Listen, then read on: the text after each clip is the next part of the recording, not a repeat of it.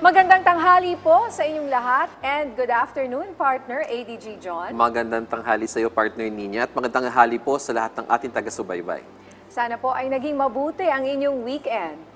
Yes. How was your weekend, ADG? Busy? Okay naman, not so busy. Chill-chill lang muna. Oo, kahit papaano, ano? Yes. Dahil Lunes na naman at Yes. marami kang ibabalita sa amin. At syempre, unahin natin itong sitwasyon, no? Sa nangyaring trilateral summit sa US. Ano ba ang assessment ng NSC sa historic event na ito, ADG? Yes, tama partner na naging makasaysayan ito. No? Si National Security Advisor Eduardo Año was there with the President, kasama pa ang ibang mga miyembro ng kanyang kabinete. And sa tingin ko, this was really very successful kasi madami po tayong nakuha dito sa summit na ito.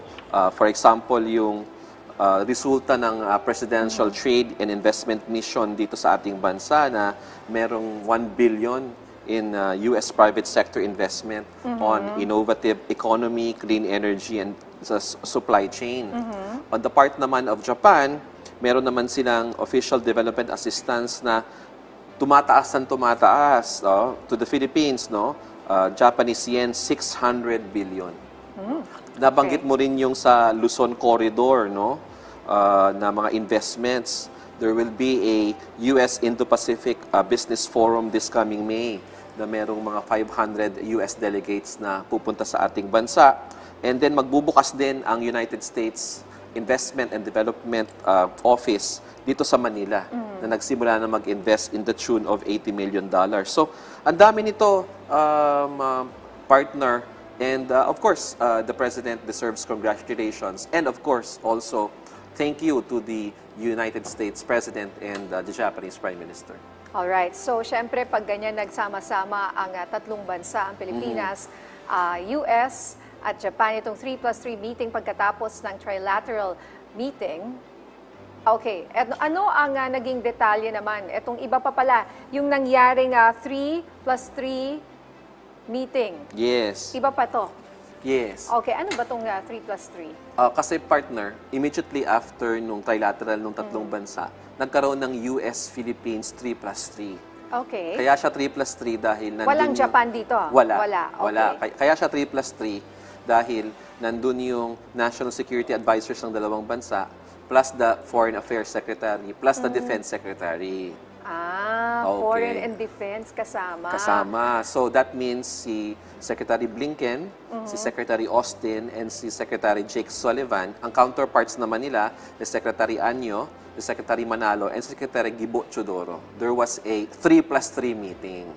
Okay. So dito sa 3+3 meeting, anong naging agenda dito? Ano yung naging highlight? Kasi pag sinabi mong ganyan, may foreign, may defense. Yes. Naku, baka usaping West Philippine Sea yan. Well, hindi naman necessarily West Philippine Sea, no? Pero maganda rin yung naging takbo ng meeting na yon kasi for example, in terms of capacity building for the Philippine Coast Guard, napag-usapan dito yung katatayo lang na Philippine Coast Guard Training Center na it was created utilizing US funds, no? Ngayon ginagamit na natin. And then, in addition to the 12 Philippine Coast Guard vessels na matatanggap natin from Japan, no? Meron pang 5 pa na ibibigay din ng Japan sa atin, no? So this was also discussed there. And then meron pang pagsasama ng ating Philippine Coast Guard sa isang magiging patrol sa Indo-Pacific. So yung ating Coast Guard personnel will join the US Coast Guard in a patrol in the high seas in the Indo-Pacific region.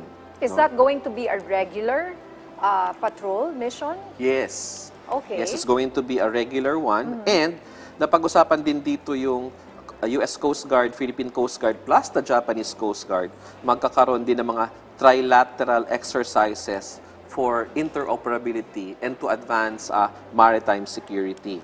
They also discussed to increase maritime law enforcement training between the two countries and of course, the support of the United States for the modernization of the armed forces of the Philippines. Isa lang, idagdag ko pa, partner, pinag-usapan din yung pag-develop ng mga EDCA sites natin. No? Additional EDCA sites, well, hindi additional funding Additional funding not sites. for the existing EDCA sites. Saan ba ako napunta? Yes. Additional funding for the existing EDCA sites kasi since nabuo yung EDCA sites na yan, 109 million in infrastructure investment has already been given by the United States. May proposal ang US for an additional 128 million pesos for the development of these EDCA sites. Alright. So talaga namang nagiging nararamdaman po itong mga training na ito, itong mga parang balikatan exercises na ito.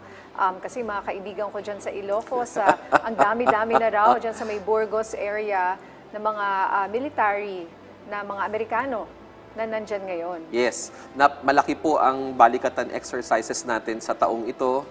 Dumating na ang ilan sa mga makakasama doon from the United States. May mga observers din tayo from Japan and Australia. Para po ito mapalakas yung ating armed forces at hindi ito para sa napipintong gera. Kasi That's my next question because nag-aalala yung mga tao na nakatira sa mga lugar po na ito, nakikita nila na dumadami yung mga foreign military at parang maraming nangyayari sa kanilang paligid. Feeling nila, naku, baka magkagera, natatakot yung ating mga kababayan na nakatira sa mga areas na ito. Bagamat may halo ring excitement, may pangamba. Lalo na dyan sa Burgos area, yan na yung parang malapit sa Taiwan eh. yes, partner, Ninya, wala pong dahilan para mangambang ating mga kababayan. Walang napipintong gera kasi alam ko, totoo yan. Kahit ikaw mismo nagsabi na sa akin sa social media, sinasabi nila, naghahanda na ba ang Pilipinas, Amerika, Japan at iba pa mga bansa para makigera? Hindi po totoo yan. Huwag po tayong maniniwala sa mga haka-haka. Ang ginagawa lang po natin ay pinapalakas natin ang ating sandatahang lakas, pinapalakas natin ang armed forces para ipaglaban natin yung sarili nating bansa. No? So wala po ang gera sa pulisiya ng ating pamahalaan. Alright, maraming salamat sa paglilinaw na yan. Ito, on a lighter note, Yes. magsasagawa ng advocacy run sa iba't ibang lugar sa bansa ang National Security Council along with other agencies no, in support of the West Philippine Sea. You know, alam ko, partner, na isa kang tumatakbo. Tumatakbo O nape-pressure ka ba? Na-pressure tuloy ako. Nape-pressure ka. Oo, para no? sa ating bansa, Para why sa not? ating bansa. Actually, ito pong project na ito ay hindi project ng NTFWPS. Ito po yung project ni Ran Rio. Okay. If you know Rio, the Coach coach. Rio, the famous Coach Rio, lumapit po siya sa amin, sa Coast Guard at sa National Task Force West Philippine Sea at sinabi niya na madalas daw meron siya mga advocacy run. Meron siyang Yes. run for the earth. Yes. Meron din siyang run for UP, no? Sa mga UP alumni dyan, magkakaroon po ngayong Agosto. talaga? Yes. Okay. At gusto rin niya sana na tulungan ng pamahalaan para tumaas yung awareness Yes. at yung suporta ng ating mga kababayan. So meron pong magkakaroon ng Run for the West Philippine Sea sa July 7 dito sa Maynila. Diyan po yan sa Mall of Asia grounds, papuntang Roas Boulevard. Meron din po sa Cebu sa August 4 at magkakaroon din po sa Cagayan de Oro on September 8. So sana po yung ating mga kababayan na nanonood ngayon, sumama po kayo sa amin at tumakbo para sa West Philippine Sea. Paano ba mag-register dyan? Dahil syempre may registration yan, bibigyan ka ng, may badge yan, di ba? At, Yes, kumpleto po. Makakatanggap kayo ng shirt, Shirt. na dry fit, makakatanggap kayo ng medal kung tayo kayo. Ay, maganda yung medal, partner. Oo. Actually, pinadala ko sa Viber group natin yung mga pictures. Yung medal. O, di ba, Les, matagal, July pa naman, ano? Pero mag-register na po kayo kahit ngayon pa lang. Pwede na kayo mag-register. Pwede. Sa website ni Ran Rio, ni Coach Rio, Yes. ang sabi within the week ay i-upload na yung website for registration. At pwede na pong mag-register ang ating mga kababayan. Actually, gusto ko sanang hikayatin niyo yung mga estudyante kasi ang raming estudyante interesado tumakbo. Meron po kaming special rate for students na parang around 50% off. Wow. So Oh, around that's great. 500 na lang yung ibabayad nila kung sasama Instead sila. of 1,000, for Instead of example. 1,000 Oo. or depende kasi sa takbo may hanggang 16 kilometers. Oo. Ikaw, saan ka tatakbo, ADG? Pwede na po ako sa 2. I'm just it being starts at honest. 2. I'm, It starts I'm, at- I'm fine okay. with 2 kung kakayanin ko yung 5, but Okay. Try ko yung 5. minimum 2 kilometers. Try ko yung 5 kilometers kasama Ay, yung mga ganon. anak ko. Let's Ay, support. pinipressure mo naman ako. Sige, Oo. 5 na rin ako. Mag-5 ka na rin. Alright, maraming salamat sa mga update mo, ADG John. Good luck ha, sa run for WPS with Coach Rio. Thank you, partner.